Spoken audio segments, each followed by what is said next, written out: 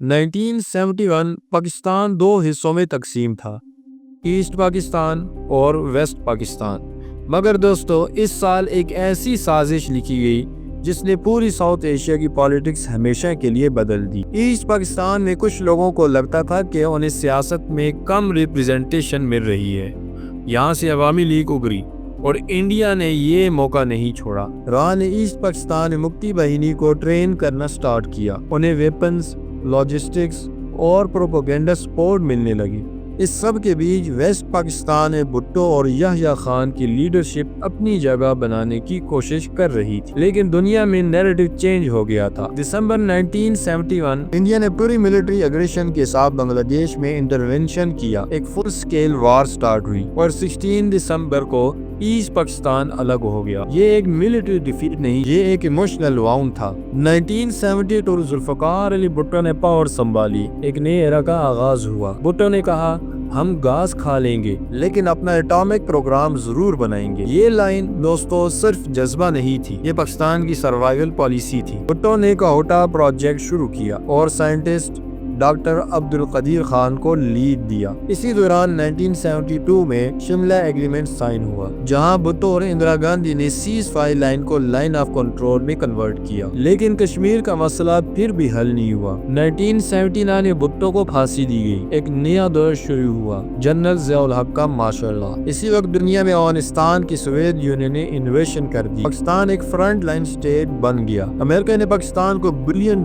Add دی اور پاکستان نے افغان جہاد میں کی رول پلے کیا۔ مگر دوستو اس جہاد کے دوران کشمیر میں بھی ریزسٹنس کا ایک نیا دور شروع ہو گیا۔ لوگ سمجھنے لگے کہ اگر افغانستان آزاد ہو سکتا ہے تو کشمیر بھی ہو سکتا ہے۔ 1989 سری نگر میں آزادی کے نعرے گونج اٹھے، thousands آف کشمیری اسٹریٹس پر نکل آئے، پوسٹرز، فلیگز اور سلوگنز۔ ہم کیا چاہتے ہیں؟ آزادی۔ یہ سب کرش کرنے کے لیے 7 لاکھ سے زیادہ ٹروپس کشمیر میں بھیج دیے۔ وومن رائٹس وائلیشنز، ڈس اپیئرنسز اور میڈیا بلیک آؤٹ سب کچھ شروع ہو گیا۔ پاکستان نے ڈپلومیٹیکلی اور مورلی ان کا سپورٹ جاری رکھا۔ یہ موومنٹ اب صرف کشمیر نہیں تھی، یہ ساؤتھ ایشیا کی سب سے بڑی پولیٹیکل ریبیلین بن چکی تھی۔ 1998 انڈیا نے پوکھران میں نیوکلیئر ٹیسٹ کیے، دنیا بھر میں ہیڈ لائنز تھی انڈیا بیکم نیوکلیئر پاور۔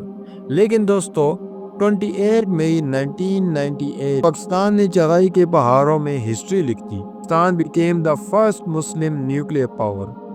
اس دن ہر پاکستانی کے دل میں فخر تھا، بھٹو کا وعدہ پورا ہو گیا تھا۔ کشمیر کی برفیلی پہاڑیوں میں پاکستان اور انڈیا کے درمیان ایک اور جنگ شروع ہوئی، کارگل وار۔ پاکستان کے سولجرز اور لوکل فریڈم فائٹرز نے ان پیکس پر قبضہ کر لیا جو انڈین فورسز کے لیے اسٹریٹجک پوائنٹس تھے۔ انیشلی انڈیا کو پتہ بھی نہیں تھا کہ ان کی پوسٹس پر پاکستان کنٹرول میں آ گیا ہے۔ پھر انڈیا نے فل سکیل کاؤنٹر اٹیک کیا، پاکستان نے اپنی پوزیشن ڈیفینڈ کی، مگر انٹرنیشنل پریشر بڑھ گیا۔ امریکہ نے انٹروین کیا اور پاکستان نے ٹروپس وِڈرا کر لیا۔ لیکن دنیا بھر میں ایک بات کلیئر ہو گئی، کشمیر اب بھی ایک ڈسپیوٹڈ ریجن ہے۔ 1947 سے 1999 تک 3 جنگیں، ہزاروں قربانیاں، لیکن ایک مسئلہ وہی کا وہی۔ انڈیا کے لیے کشمیر ایک ٹیریٹری تھا، پاکستان کے لیے ایمان کا حصہ، اور کشمیر کے لوگوں کے لیے یہ زندگی اور موت کا سوال تھا۔ 2000 کے بعد دنیا نے ٹیررزم کے دور میں قدم رکھا اور پاکستان ایک دفعہ پھر انٹرنیشنل فوکس میں آ گیا۔ 11 ستمبر 2001 امریکہ پر حملہ ہوا، دنیا کا نقشہ بدل گیا۔ پاکستان نے فرنٹ لائن کے طور پر وار آن ٹیرر جوائن، لیکن اس جنگ نے پاکستان کو اندر سے ہلا کر رکھ دیا۔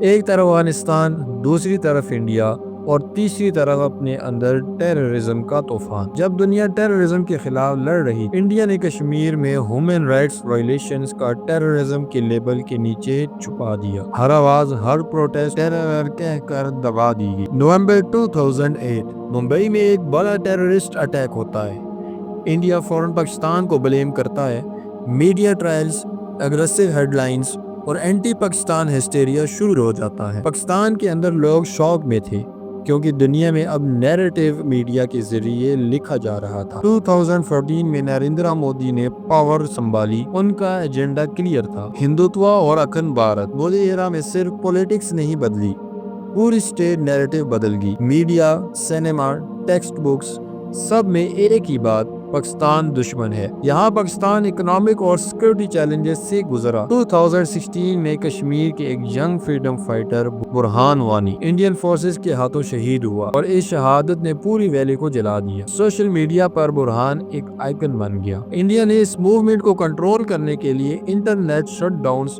کرفیو اور اریسٹ سٹارٹ کر دیے، لیکن آزادی کا جذبہ اور بڑھ گیا۔ 5 اگست 2019 مودی گورنمنٹ نے ایک ہسٹورک لیکن کنٹروورشل سٹیپ لیا۔ آرٹیکل 370 جو کشمیر کو اسپیشل سٹیٹس دیتا تھا اسے ختم کر دیا گیا۔ پورا کشمیر ملٹری لاک ڈاؤن میں چلا گیا۔ موبائل، انٹرنیٹ، میڈیا سب بند۔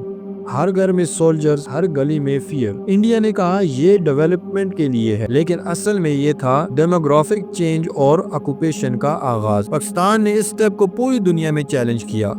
UN، OIC اور انٹرنیشنل میڈیا نے کنسرن ریز کیا، لیکن دنیا موسٹلی خاموش رہی۔ پاکستان نے ڈپلومیٹکلی اپنی آواز بلند کی۔ پرائم منسٹر عمران خان نے UN میں speech the: "If war starts between two nuclear states, consequences will go far beyond the region." 21st century میں جنگ صرف بارڈرز پر نہیں ہوتی، جنگ ہوتی ہے نیریٹیوز کی۔ انڈیا نے موویز، ویب سیریز اور پروپیگنڈا کے ذریعے ایک امیج کریٹ کی، پاکستان ٹیرر ہے۔ لیکن پاکستان کی کریٹرز، جرنلسٹ اور ہسٹورین نے ٹروتھ ہائی لائٹ کرنا سٹارٹ کیا۔ ڈاکومنٹریز، پوڈ کاسٹس اور یوٹیوب چینلز ایک نئی آواز بن کر ابھر رہی تھی۔ آج 2025 میں بھی کشمیر ڈیوائیڈڈ ہے، لیکن آواز خاموش نہیں ہوئی۔